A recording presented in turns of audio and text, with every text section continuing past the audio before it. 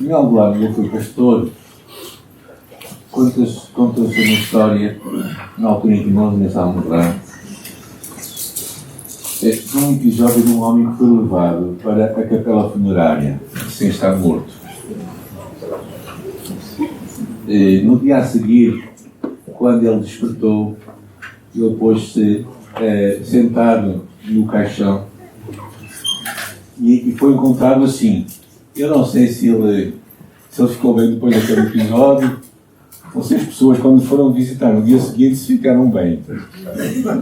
De qualquer das maneiras, é um episódio estranho, não é? Mas vocês sabem que há muitos casos em que se conta que pessoas morriam, tinham mortes aparentes e que depois encontravam os caixões arranhados, não é? Para meter medo ao alguém. Mas é verdade, no passado acontecia isso, por isso é que há todo o processo de confirmação de que realmente a morte acontece, não é?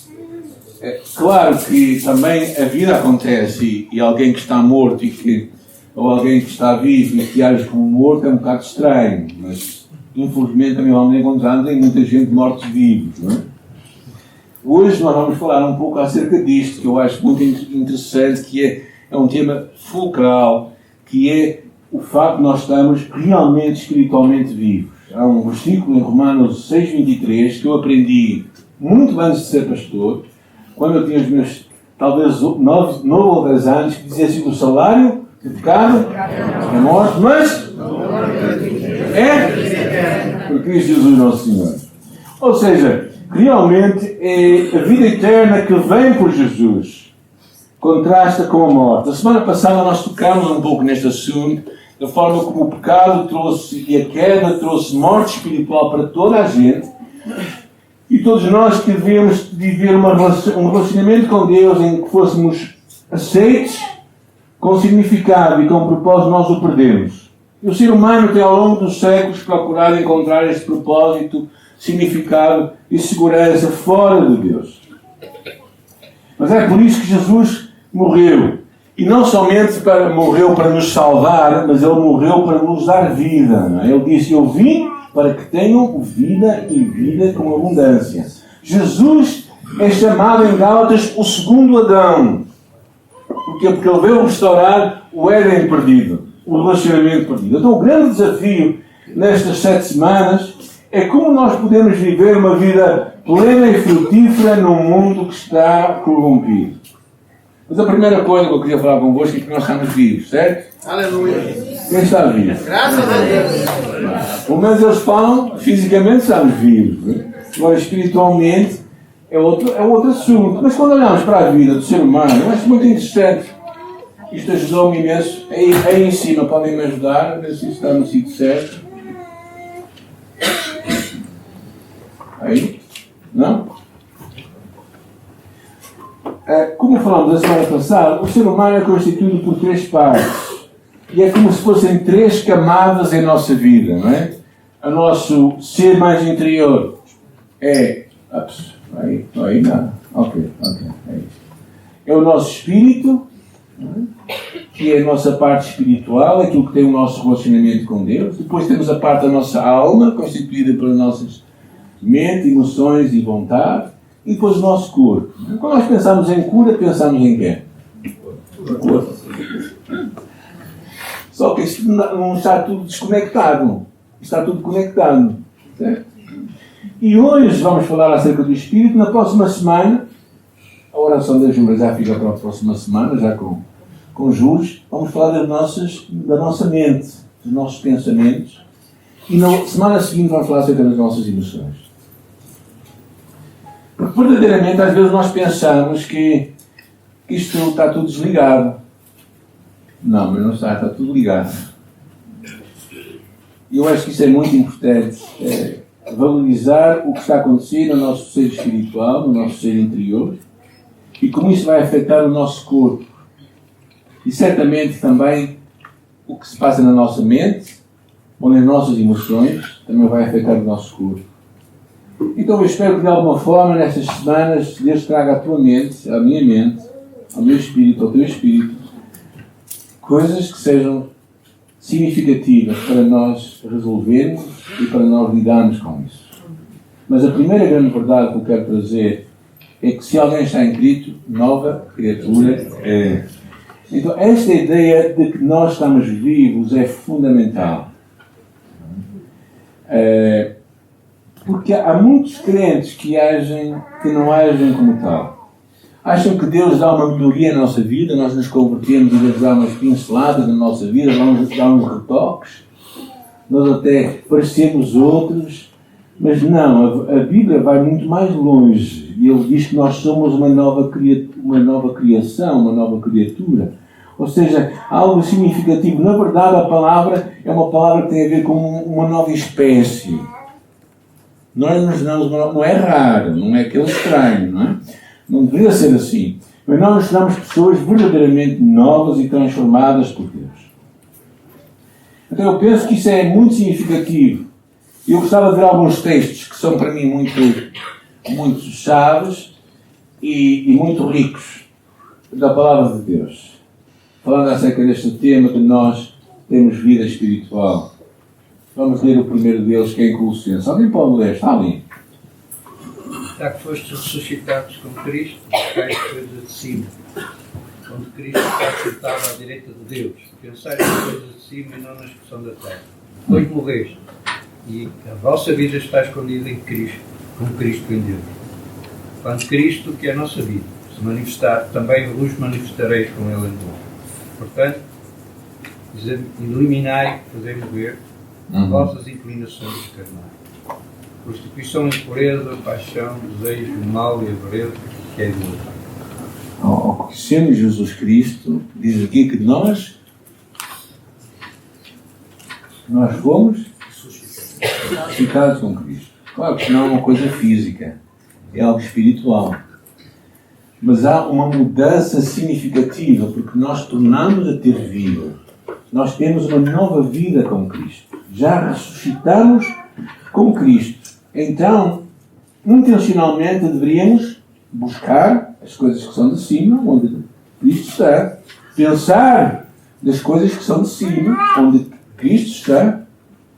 Porquê? Porque nós já morremos. E a nossa vida está escondida em Deus.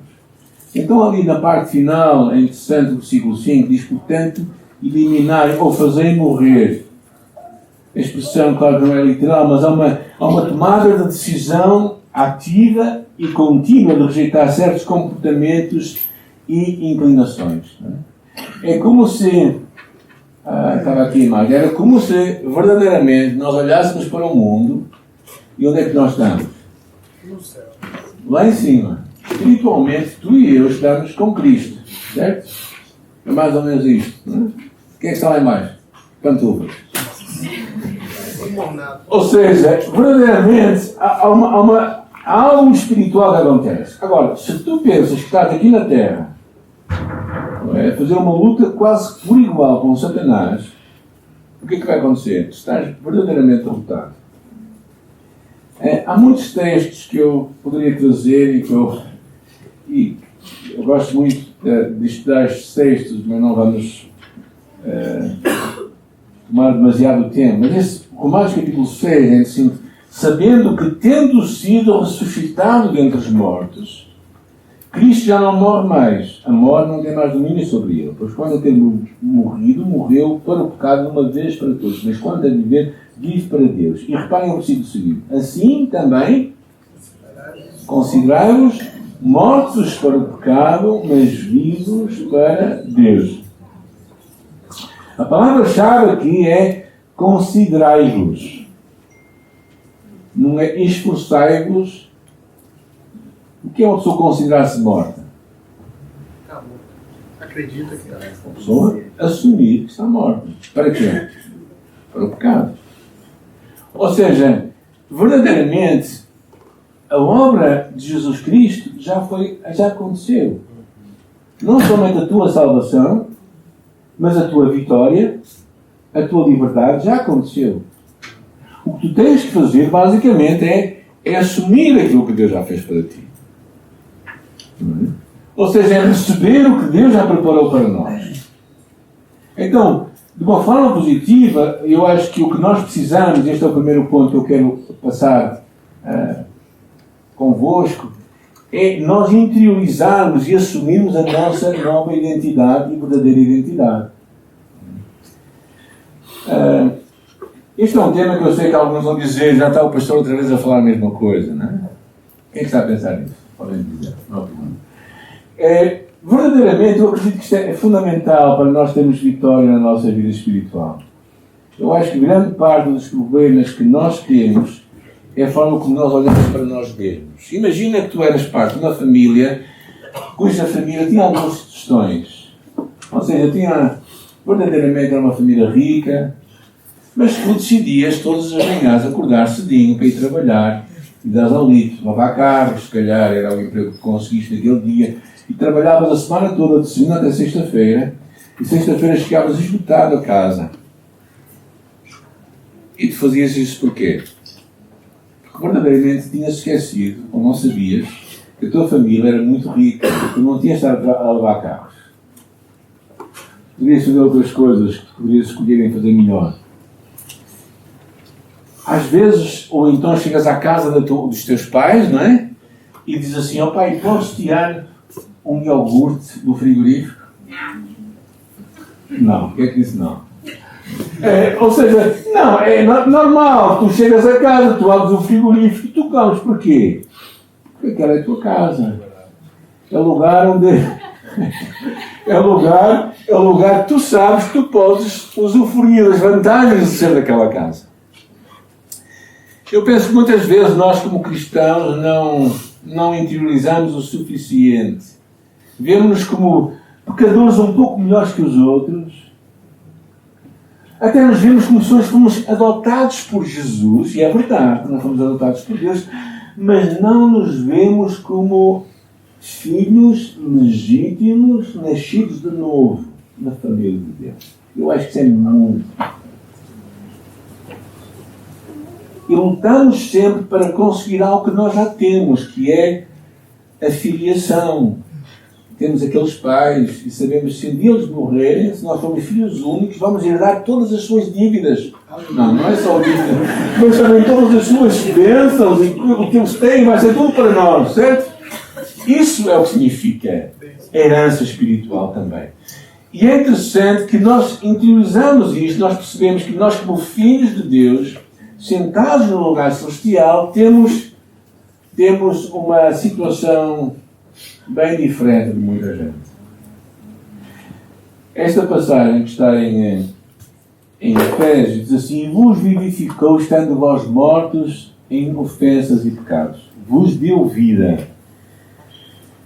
Em que noutro tempo andaste segundo o curso deste mundo, segundo o príncipe das potestades do ar, do espírito que agora opera nos filhos da desobediência, dos quais todos nós também andávamos antes nos desejos da nossa carne, fazendo a vontade da carne e dos pensamentos, e éramos por natureza filhos da ira, como os outros também. Mas Deus, que é riquíssimo em misericórdia pelo seu muito amor com que nos amou, estando nós ainda mortos em nossas ofensas, nos vivificou. Duas vezes esta repetição, nos deu vida. Nós estávamos mortos. O que é que tu podes fazer a favor do morto? Pouca coisa. Ou nada. A coisa mais significativa seria dar vida a ele, não é? E foi isso que Cristo fez por nós.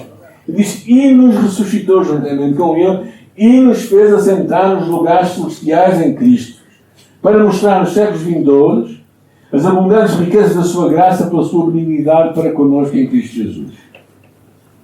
Porque pela graça sois salvos por meio da fé, isto não vem de vós, é dom de Deus, não vem das obras, para que ninguém se glorie. Porque somos feitura sua, criados em Cristo Jesus para as boas obras. Algumas coisas que eu queria falar desta passagem, muito rapidamente. Primeira coisa que nós vemos aqui, logo aqui no princípio, nós andávamos segundo o curso deste mundo. O que é o curso deste mundo? Não é bem a nossa vontade. Aqui, neste caso, é a vontade dos outros. É a vontade do mundo em que nós vivemos. Não é? Ou seja, nós fazemos o que toda a gente faz. E alguns estão a pensar, mas não é assim que nós também vivemos hoje? E parte dos problemas é que nós muitas vezes não percebemos que nós temos, como cristãos, deveríamos viver num outro nível, viver com outra agenda, viver com outros pensamentos, com outras motivações, com outros desejos. Se nós pudéssemos perguntar qual é os desejos deste mundo, qual é os desejos, o curso deste mundo é o quê? Poderia ser muita coisa, poderia ser ter riqueza, ter um... Não digo BMW ou Mercedes, porque agora já não se usa isso, agora é Teslas e coisas parecidas. Não é? Ou seja, e está tudo bem com isso, não tem nada de mal nisso, mas isso ocupa o nosso pensamento de tal maneira que aquilo torna-se o objetivo final da nossa vida, não é? Ou então usar aquelas roupas de marcas, não é? Que às vezes os jovens todos gostam, ou os mais velhos não gostam de roupas. Ou seja, e ficamos obcecados com isso. Ou achamos que a nossa vida consiste, o curso deste mundo, e se a nossa vida consiste em termos o suficiente para estarmos descansados. Bem, com alguns que há neste mundo, não podemos ficar descansados nunca, não é? Porque todo o alguém pensa em fazer alguma coisa e todos nós estamos aqui a pagar gasolina ou pagar. O curso deste mundo, e aqui fala, diz assim, em que noutro tempo andastes. O problema é que muitos de nós ainda andamos. Ou seja, nós temos uma vida espiritual que devia ser vivida neste nível, com um novo tipo de pensamento e motivações e desejos, mas alguns de nós já estamos a viver uma outra identidade. E depois fala também, segundo o príncipe das potestades do ar. Quem é o príncipe das potestades do ar? Satanás. É a sua agenda. Ou seja, é interessante que no passado, na altura de Cristo e no mundo antigo, dizia-se que o ar estava tão infestado de demónios que era impossível inserir e entre eles um alfinete. Vocês conseguem ver? Estava tão infestado de demónios que nem queriam pôr um alfinete no meio deles. Ou seja, havia uma crença profunda da realidade espiritual. Hoje, achamos nós, pessoas evoluídas, século XXI, o que é que nós pensamos deste mundo espiritual? O que é que muitos crentes acham deste mundo espiritual? Isso é coisas para gostar, se calhar. Ou coisas para alguns extremistas. A verdade é que Satanás hoje é muito mais esperto da forma de agir no nosso mundo, se calhar, do que no passado. Quando alguém se manifesta, alguém está endemoniado, nós percebemos que a pessoa está endemoniada. O problema é as pessoas que estão endemoniadas e que não se manifestam. Mas há uma realidade espiritual, e isto que eu quero, porque nós estamos a falar acerca da espiritualidade, da realidade espiritual. Porquê? Porque às vezes nós pensamos que isto é coisa de hoje, em Portugal, que nós vivemos. E também depois então fala da carne, dos desejos da carne, dos pensamentos. Ou seja, uma vida em que o propósito final é eu faço o que me dá na real gana e ninguém tem nada a ver com isso. E reparem que estas três coisas estavam no passado. Ou seja, no passado, nós queridos andávamos segundo o curso deste mundo, os desejos de Satanás e dos demónios e segundo os desejos da nossa carne. E agora não andamos. Alguns estão a rir-se, não sei se estão a concordância, não sei o que é que estão a pensar, mas pessoalmente pensam, mas a verdade é que infelizmente nós não andamos. Então este desfazamento entre a vida que Deus tem para ti e para mim e aquilo que Deus quer que nós vivamos, aí é que nós precisamos de acordar e despertar para perceber que nós estamos espiritualmente vivos. Então daí que temos que pensar que Cristo nos vivificou, nos deu vida e nos ressuscitou. Isto é fundamental que aconteça, que nós assumamos esta nossa nova identidade onde nós estamos em Cristo Jesus. E eu termino esta passagem dizendo, porque pela graça sois salvos por meio da fé. A salvação que tu e eu recebemos foi que tu eras bom? Não. Era simplesmente porque Deus foi bom para ti. Há uma história de uma pequena aldeia em Hampshire, na Inglaterra, famosa pelo seu mosteiro agora em ruínas. Em 1539, 500 anos atrás, havia uma lei que era chamada Lei do Asilo. Naquele lugar, ladrões, assassinos ou qualquer fugitivos da justiça podiam se refugiar e salvar as suas vidas. Ninguém podia prendê-los enquanto eles estivessem dentro daquele castelo. Incrível, não é? Agora, imagina, a graça de Deus também é assim para nós. Quando nós nos voltamos para Deus, a graça de Deus dá asilo para os pecadores que nos salvam. Por mais grave que o pecado que tu tenhas e eu tenha cometido, se nós nos arrependemos e voltarmos para Deus, Deus promete nos perdoar, porque é a graça de Deus. A graça de Deus vem ao nosso encontro. E diz aqui, não vem das obras para que ninguém se glorie. Por isso é que ganha sentido as palavras de Jesus quando ele diz: eu vim para que tenham vida e tenham com abundância. Ou seja, o apóstolo, ao dizer tudo isto, nos dá uma garantia para nós ficarmos descansados. Descansados porque já a nossa salvação foi conquistada por Jesus. Todos possivelmente ansiamos a altura em que fomos casar, certo? Alguns chegaram atrasados. Outros chegaram a horas e esperaram. Bem, seja como for, todos nós aguardámos aquele dia, até que quando casarmos, nós casamos. Aleluia. Ficámos descansados, não é? Bem, não tanto assim, não é? Possivelmente temos que aprender a viver o nosso novo estado. Eu não me senti, eu brinco dizendo assim da sabe, que eu quando me casei não me senti casado, mas eu era casado. Não é? Porque para mim o casamento foi só uma melhoria no meu estado de vida naquela altura, não é? Ou seja, quando nós casamos, nós não temos que nos esforçar para dizer que somos casados. Nós somos casados e temos que viver à luz daquilo. Assim como tu e eu temos que viver à luz da nossa vida com Jesus. Viver como filhos. Então, tu e eu estamos espiritualmente vivos. E é interessante este versículo aqui, e vamos terminar para chegar a mais dois pensamentos que eu queria partilhar convosco. Diz, alguém pode ler, são nós Coríntios 5:21. Aquele que não conheceu o pecado, o fez pecado por nós, para que nele fôssemos feitos justiças de Deus. Quem é que não conheceu o pecado?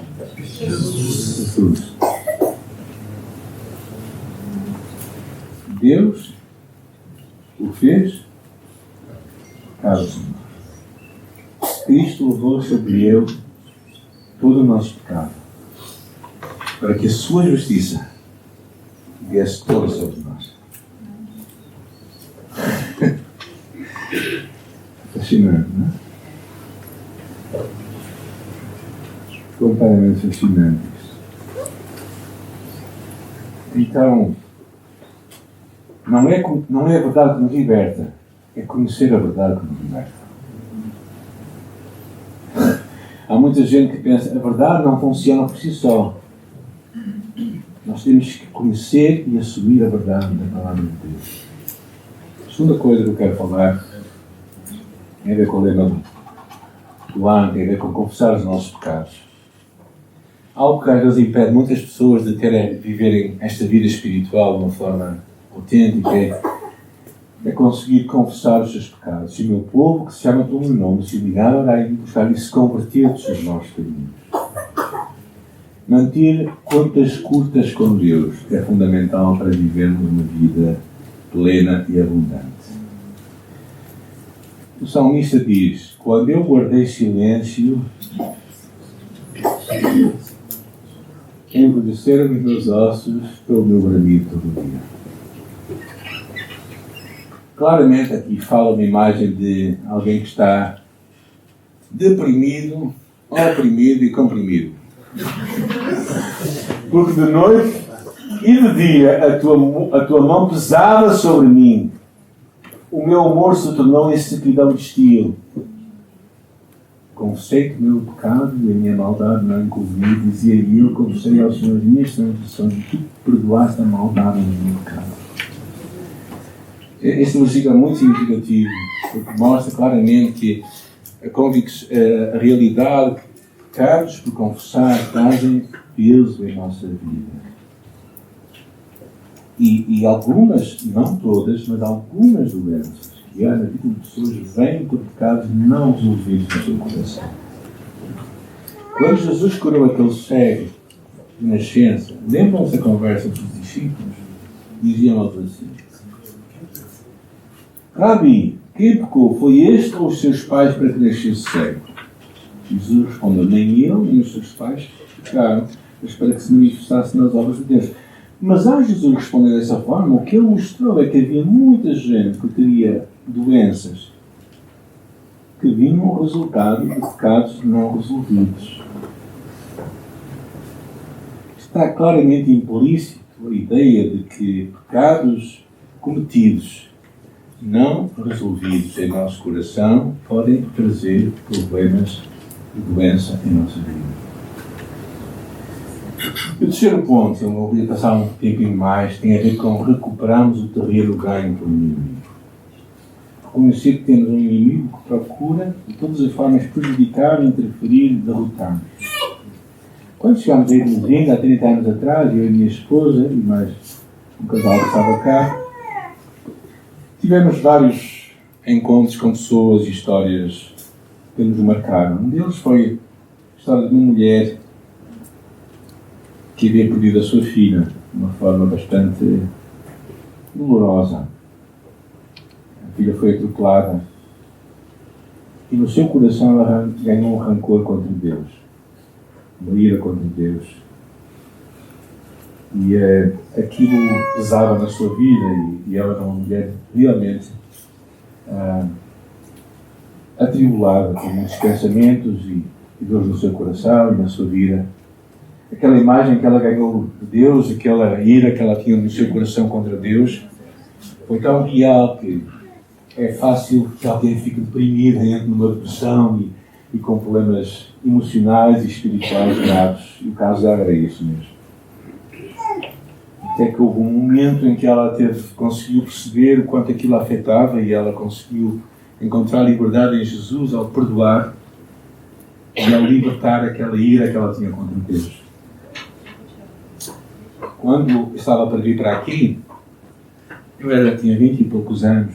Uma das crianças que nós educámos lá na igreja, que cresceu connosco muitos anos, era uma criança que queria muito conhecer a Deus e, numa dada altura, ela perdemos contato com ele e, de repente, numa dada altura, o irmão dele veio-me procurar e disse: Samuel, eu preciso da tua ajuda porque o meu irmão está muito mal. E quando eu cheguei à casa dele, realmente, aquela pessoa estava mal. Estava muito atribulada, com pensamentos suicidas, tentando se matar. Tentou-se matar por várias vezes, havia todo tipo de pensamentos. E eu disse-lhe a ele: olha, conversamos, até fomos dois juntos, conversámos com ele e perguntámos acerca se ele tinha tido alguma experiência com se tinha buscado alguma experiência com espíritos, com espíritas, ou o que seja. E ele começou a contar um pouco e disse que não, que o pai dele é que era um sem-abrigo, tinha assim uma vida um bocado estrangulhada e que entretanto ele tinha uma cruz. E então mostramos uma cruz que era um bocado estranha para nós. E nós assim sentimos incomodados com aquela cruz. E dissemos: olha, mulher, tu pegaste na cruz e deitaste isso fora, libertaste disso, não é? E ele aparentemente fez isso. Só que no dia seguinte ele apareceu lá, na igreja, foi ter comigo, e sabem o que é que ele trazia aqui ao peito? A cruz. Claramente para me provocar. E ele era uma pessoa minha amiga, não é? Por isso, o que eu quero mostrar com isto é que há problemas mentais e problemas emocionais que vêm de raízes espirituais. Ele gostava de nós, de mim e da minha esposa, porque nós crescemos, ele cresceu connosco, nós procuramos mostrar carinho. Nós tínhamos um trabalho com crianças muito grande naquela altura, um trabalho de bairros sociais, e quando fazíamos as classes de boas novas, mais ou menos atingíamos umas 120 a 130 crianças numa tarde, durante 5 dias seguidos. Não é? Ela era a nossa energia, agora eu não imagino, não é? Mas era uma luta. E ele foi um desses meninos que veio para a nossa igreja e cresceu. Gostávamos dele. Não digo o nome para partilhar a identidade dele. E ele chegou aquilo à frente e eu disse: então eu disse para não fazeres isso, tu trazes isso, para me provocar mesmo. E eu orei por ele, repreendi o demónio, ele fugiu dali, foi para o cemitério, tentou-se matar uma vez mais. E de repente o mal ali me disse: Samuel, ele matou, ele quer se matar. E pegaram nele, trouxeram aqui para o São João. Naquela altura o São João era diferente, claro. E eu chego ao São João, né? Ele estava lá sentado, eu chego ao São João e ele vem ter comigo e agarra-se ao meu pescoço. E eu assim no meio de 30 ou 40 pessoas e em nome de Jesus para, né? Claro que se fosse hoje, se calhar eu ficava lá dentro, não é? Possivelmente ficaria lá, não é? Só que era maluco, não é? Dizendo isso, para ele se calhar eu que era maluco, não é? E ele parou logo, não é? E depois ele veio, ele entretanto foi transferido para o Magalhães Lemos, eu ia à frente e o irmão ia atrás, e depois o irmão contou que ele contava que quando ele olhava para mim, uma voz dizia: abre a porta e manda fora do carro. Bem, podia contar muito acerca desse rapaz, mas o que eu quero mostrar é que às vezes nós temos áreas em nossa vida que nós não resolvemos. E o que fala aqui, este versículo, este que eu quero expor como uma base sólida para aquilo que é verdade, é que o que é de Deus gerado conserva-se a si mesmo, o maligno não lhe toca. Agora, o facto de ele não nos tocar não quer dizer que ele não vai interferir, não vai querer interferir na nossa vida. Ou Timóteo fala assim: o Senhor me livrará de toda a má obra ou do maligno e guardar-me-á para o seu reino celestial. Mas por vezes nós damos espaço, damos legitimidade a Satanás para agir em nossa vida. Nós não resolvemos áreas em nossa vida. E claramente Efésios fala: não deis lugar ao diabo. E estas pessoas são algumas histórias de pessoas que deram lugar ao diabo. E eu acho que muitas vezes tu e eu precisamos de fechar coisas em nossa vida que ainda estão a dar espaço para que Satanás possa de alguma forma ter interferência em nossa vida. E é como se nós estivéssemos a andar para a frente e ele tivesse um laço para nos impedir de avançar. E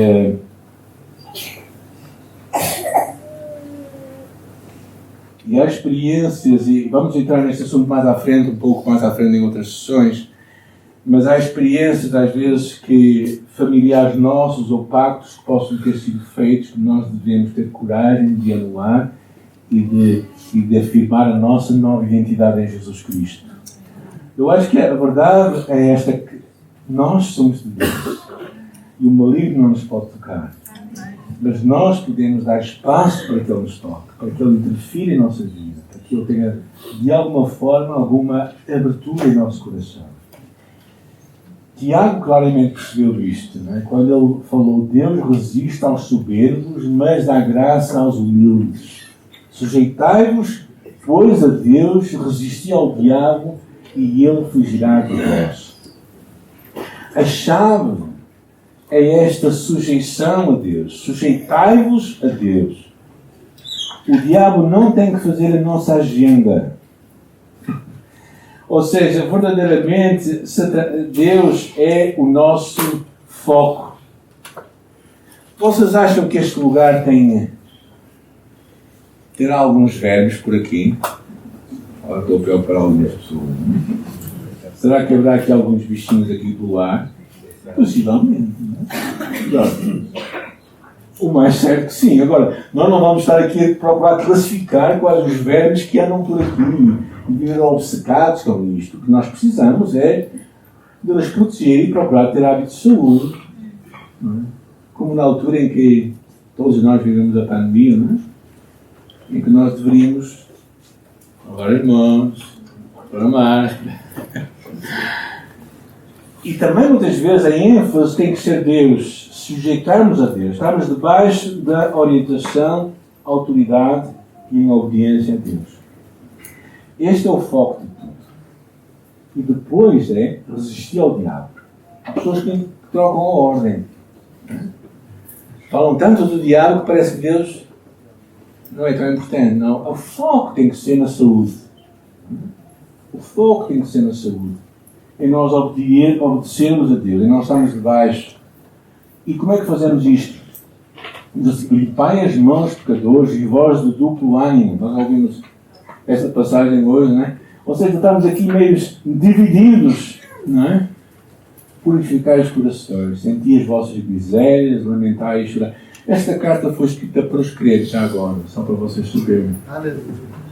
Então, é preciso, às vezes sentimos a nossa miséria, lamentarmos e chorarmos.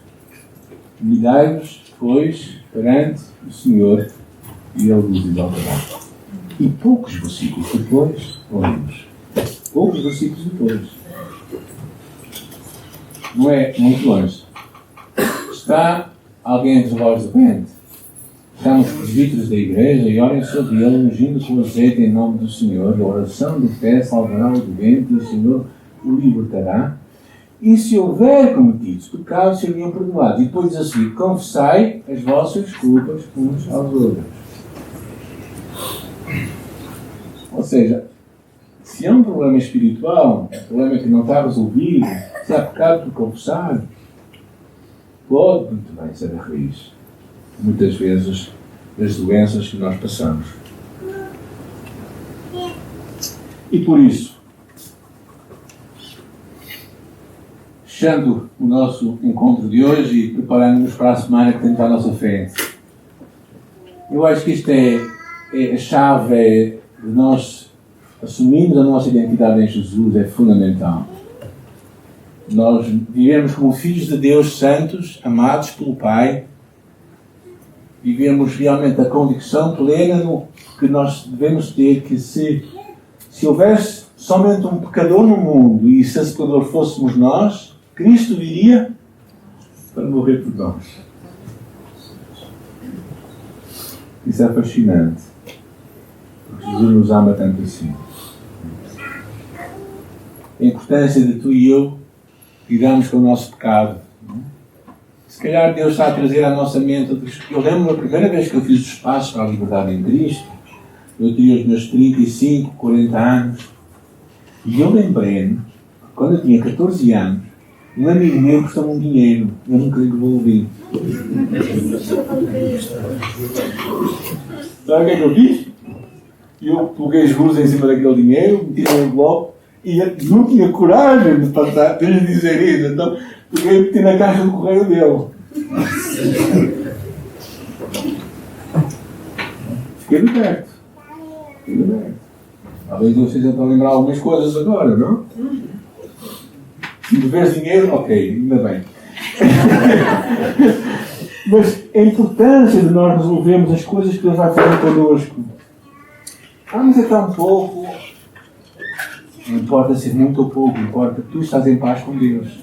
Confessar os teus pecados, que as contas custas com Deus.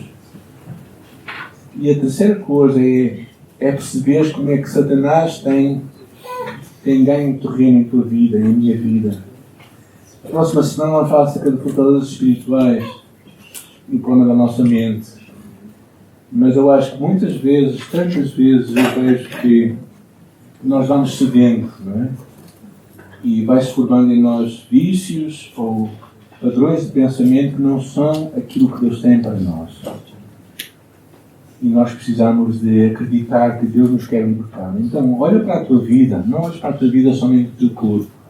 Pensa na tua vida como algo composto pela tua alma, pelo teu espírito, lá no interior de tudo, pela tua alma e pelo teu corpo. Então, alguns de nós estamos a envelhecer, certo? Tem a ver com doença, tem a ver com envelhecimento, não é? Mas pensa na tua vida assim e acredita que Deus, não é? Que Deus não desconecta as coisas. Então, pergunta a Deus, sinceramente, na tua parte espiritual, na tua caminhada com Deus, como é que tu estás? Será que há coisas que tu precisas resolver hoje? Será que há coisas que tu precisas realmente de pedir perdão a Deus? De resolver com Deus? Eu acredito que quando nós fazemos a nossa parte, Deus sempre faz a parte dele. Mas Ele nunca vai fazer a parte dele se nós não fazemos a nossa parte. Às vezes nós queremos que Deus não cumpra as regras, mas Ele cumpre sempre as regras. Por isso é que a palavra de Deus diz: se confessarmos os nossos pecados, Ele é fiel e justo para nos perdoar. Mas senão Ele não nos vai perdoar se não confessarmos. Ou seja, aquela ideia de que no final tudo vai acontecer bem, no final ninguém vai para o inferno, vai tudo para o céu. Porque Deus é amor. Esquece. Não é isso que eu leio na Bíblia. Mas eu quero também hoje te dar uma oportunidade para entregar a tua vida a Jesus nesse dia. Nós, com o nosso Deus, dizer: Senhor, eu quero te amar, eu quero te seguir, eu quero caminhar contigo. E se calhar, poucas vezes ouviste uma mensagem assim, mas eu quero te encorajar, porque Deus te ama profundamente. Eu quero que tenhas um relacionamento com Ele de perto. E por isso Deus falou ao teu Espírito nesta manhã. Eu quero encorajar a fazer uma oração. Não é seres parte da nossa igreja. Isso não é a coisa mais importante. O que é mais importante é tu seres filho de Deus. E se tu quiseres orar e entregar a tua vida a Jesus nesta manhã, eu te quero encorajar a orar comigo. Senhor Jesus, nesta manhã, eu sei que tu me amas, morreste em meu lugar. Eu quero entregar a minha vida a ti. Eu quero te seguir. Eu quero te amar. Eu peço perdão pelos meus pecados e peço que tu limpes de todos os meus pecados. Que sejas o meu Salvador. Em nome de Jesus. Amém. Se tu fizeste esta oração, eu gostava muito de saber qual a pessoa que te trouxe, se vieste com alguém, fala com essa pessoa, fala comigo no final. Mas alguns de nós estamos a lutar porque percebemos que Deus trouxe à nossa memória coisas que aconteceram, coisas que foram ditas, ou se calhar Deus vai trazer ainda. Abre o teu coração para Deus nesta semana. Busca o Senhor. Encontra-te com alguém para estarmos juntos nesta caminhada. E se Deus fala contigo, não. Busca o que Deus tem para ti. Isso pode fazer uma diferença muito grande na tua vida. Eu acredito que Deus quer o teu bem e o meu bem. Nós somos seus filhos amados. Amém. Ele quer o nosso melhor, não é?